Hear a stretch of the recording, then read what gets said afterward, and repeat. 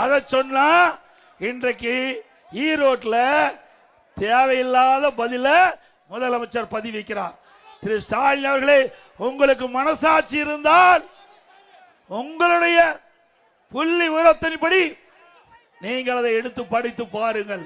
நாங்கள் சொல்வது சரியா தவறா என்று முதலை சிந்தித்து பேசுங்கள். புள்ளி விவரத்தோடு நாங்கள் பேசிட்டு இருக்கிறோம்.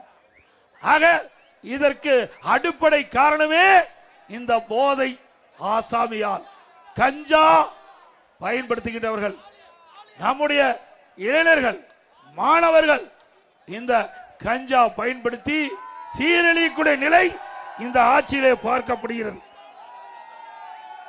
நாம் பெற்ற பிள்ளைகள் நம் கண் முன்னே அழிகின்ற நிலை இந்த ஆட்சியிலே பார்க்கிறோம். இப்படிப்பட்ட கொடுமையான ஆட்சி தேவையா? நல்லாட்சினா எடப்பாடியார் தான். வாக்களிப்பீர் இரட்டை இலைக்கே.